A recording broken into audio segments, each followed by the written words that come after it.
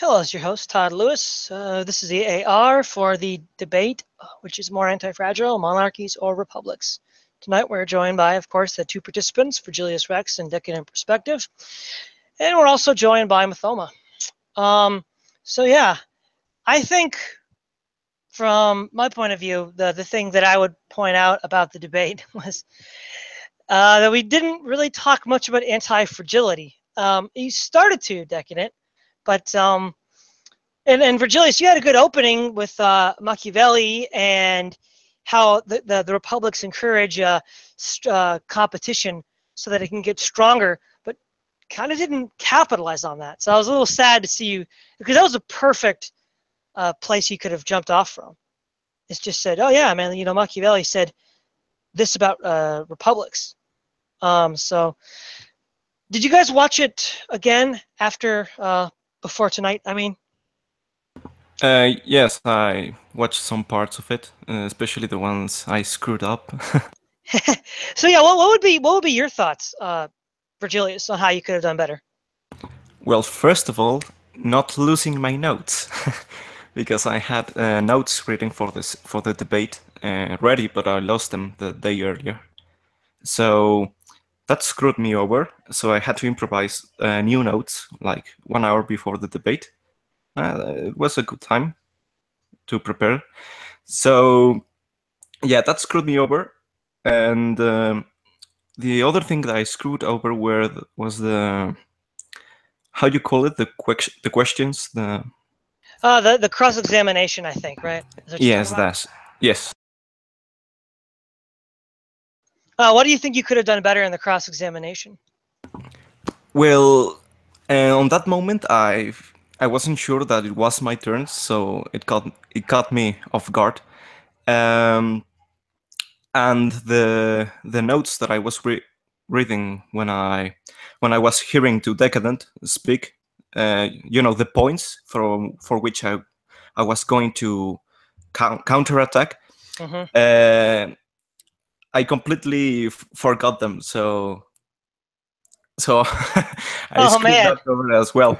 Um, yeah, I just lost my ground.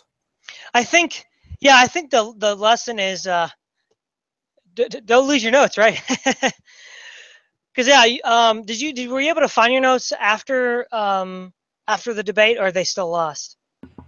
The notes, yes, I found them later. They were in the core. What were some of the things in your notes? It'd be interesting to see what you had prepared.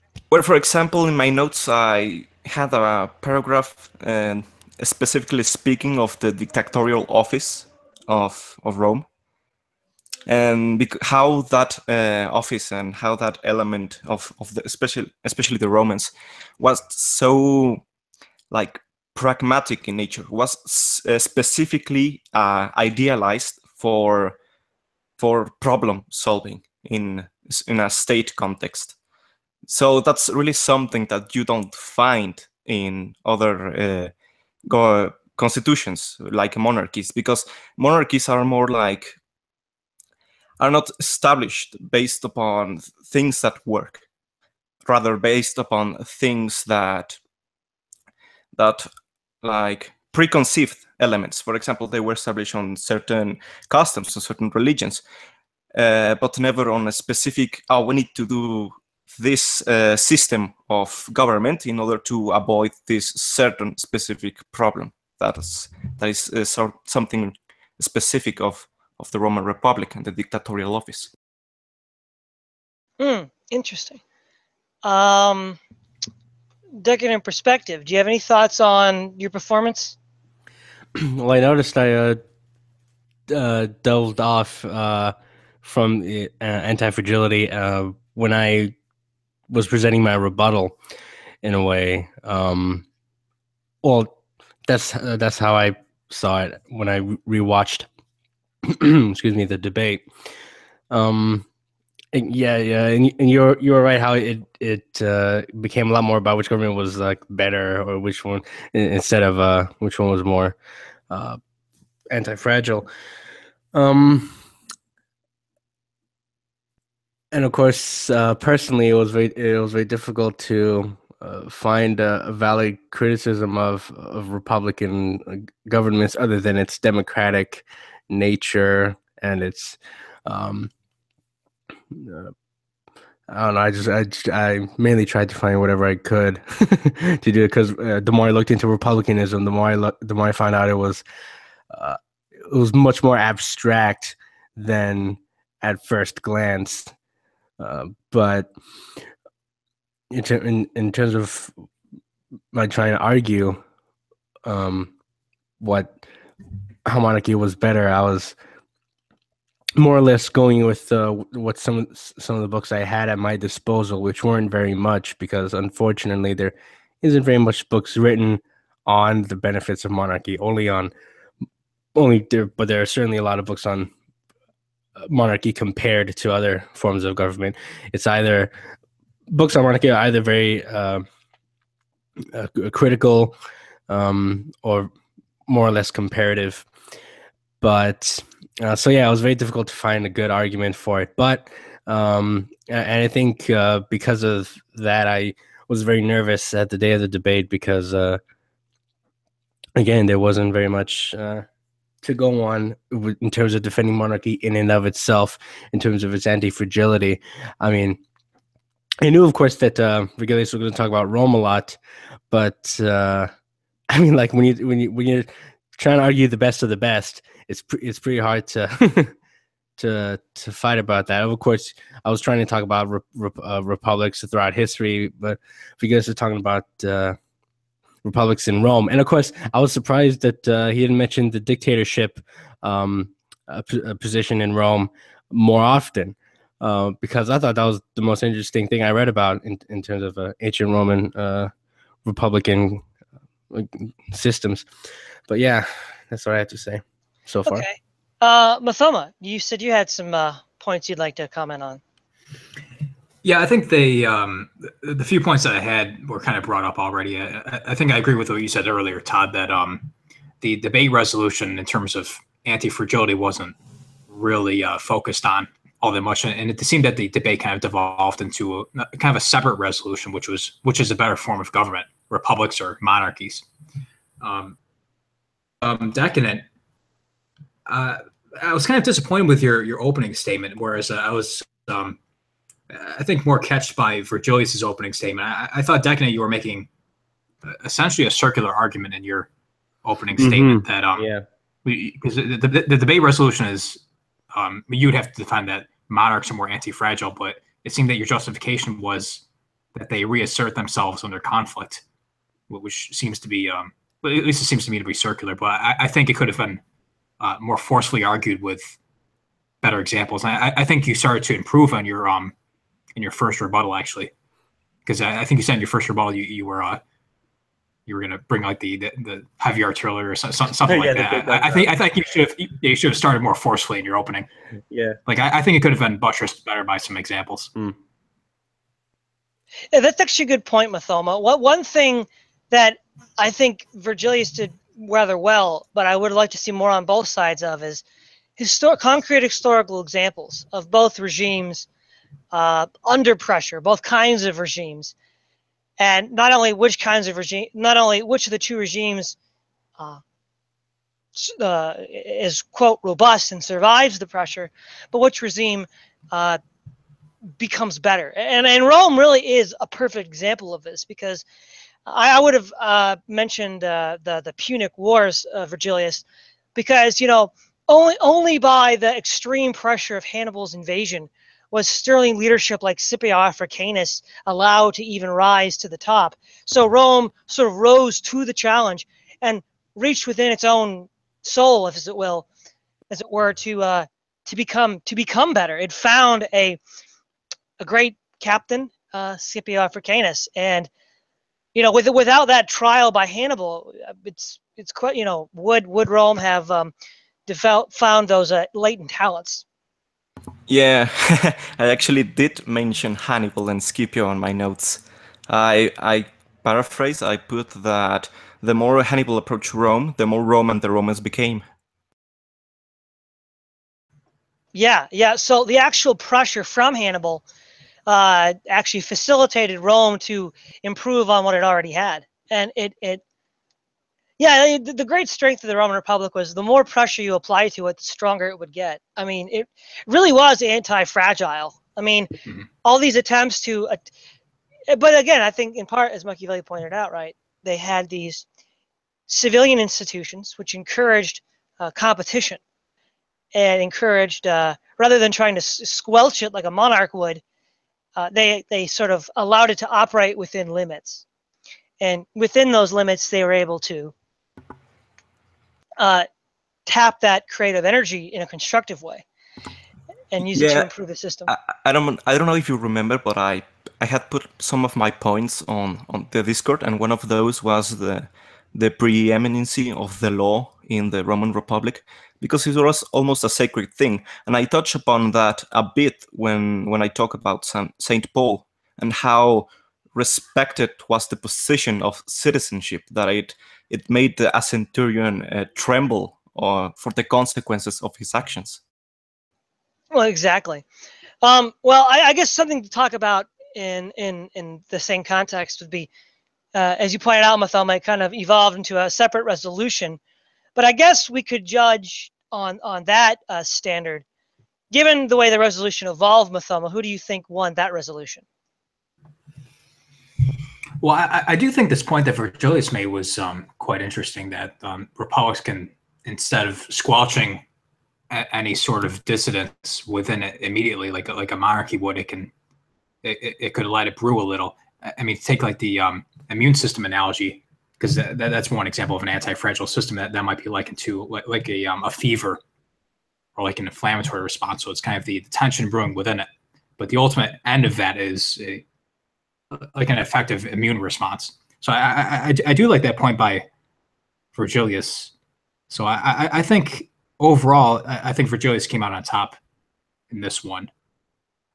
Although I think the strongest point on the monarchy side was that perhaps that republics can brew too much chaos and they can just communism or fascism to grow within it.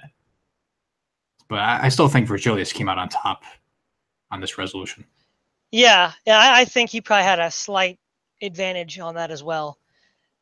I know it seems like we're getting up on you, Decadent, but what do you think about the relative performances? Well, I think obviously that I won. I'm just kidding. But no, it was obvious from the start that Virgilius had his points well prepared.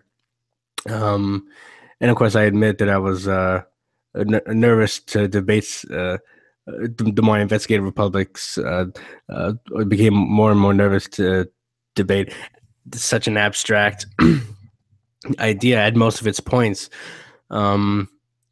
And that was an interesting, and that was probably the biggest argument I was trying to make. That Mathoma pointed out with how with, not to say free speech, but if you allow groups that if you allow people to criticize, I think, well, in other words, that the biggest point I was trying to make was that at least against republics, was that the more they allowed opinion, like instead of I was basing republics on the sovereignty of the people notion, and the idea that since the only authority is the people, and people can only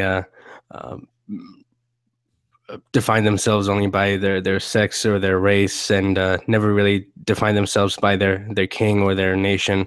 Thus, whenever there was a threat to a country, it would usually be everyone's threat. Whereas there would be whereas a certain resolution would take place. Some people would think the threat would be, maybe their race, or maybe the threat would be, their sex or their job or things like that. And thus, I was trying to point out that with republics or in democratic societies, that with this sort of quote unquote free speech. I mean, I don't want to necessarily say that I'm anti-free speech, but I'm just saying, like, don't be surprised when Black Lives Matter and Antifa start coming up. Yeah, so it seems like the question you're bringing up is, how much is too much? Like, where do we draw the line for? Yeah. I mean, like, in terms of freedom is, or individual liberty, like how far can it go in terms of in ethics or practicality? Like, should we like base the government in terms of like ethics? Oh, this is the government should do this because it's right, or government should do this because it works. And although I didn't go into the point that I was trying to make, because again I sounded very nervous the whole time. But I was saying that with monarchies and republics, the the idea of chaos brooding more and more within, it was usually between nations rather than between ideologies. Yeah. I have a question for both you and Virgilius.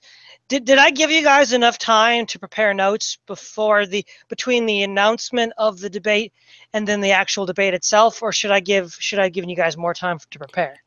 No, you guys. I think you gave us like 2 weeks, around 2 weeks, something like that. Yeah, that was fine, really. Okay. Yeah, because I think that I think that 2 weeks is pretty good from between when you announce the debate to when the debate's going to happen. That should give people time, and I just want to get you guys' feedback on that. So as far as like sort of like the structure of the debate and how I organized it, does that, I think it works pretty well. What do you guys think about how it works, the debate style that I set up? Well, yeah. I mean, I watch the Oxford Union debates all the time. So yeah, I'm rather used to it, and I would much rather stick to that style anyway. So yeah, I liked it. Cool. Is there any other thoughts you have, Mathoma, about the debate? Add anything else? Okay. I think one other thing is, now you had said that you'd had some hard time finding sources for monarchy, decadent perspective. I think one thing that might have helped is if you had let me know on Discord or somewhere that you were having a hard time, because there's some like neo-reactionary stuff that I could have directed you to that would have given a positive argument for monarchy. No, I mean, I had at my disposal, books from Bertrand de Jovenel's book Sovereignty. Mm-hmm. I had Knut Leiden's Liberty or Equality, which he he dedicates a whole chapter on, on 30 points on why monarchy is the best form of government. But again, most of these sources were based on like monarchy compared to democracy or compared to liberalism, things like that, and it wasn't really much help when you were because I think a better source would have been something like monarchy in and of itself, not compared to some other form of government, because it's rather more argumentative than analytical. Do you know? Well, I mean, you didn't read it, but do you know of Dante's De Monarchia, where he writes on the monarchy? I know. I haven't read that. Yeah, that's actually a medieval text, but it's a defense of monarchy. And that might have been might have given you stuff to work with. That might have helped you out there. I mean, I was considering rereading Robert Filmer, Patriarcha, but again, that was more about like divine rights stuff, and it's not. Yeah. I don't know. Not exactly what you were looking for. Well, do you have anything that you want to add, Virgilius, or? No, I think that's pretty clear. Well, it was a bit of a short AAR, but I think we did cover all the basics. So thank you, Virgilius and Decadent Perspective, for participating in the debate. And thank you, Mathoma, for joining us to give us some commentary. So it's Todd Lewis, the Praise of Folly podcast, signing off.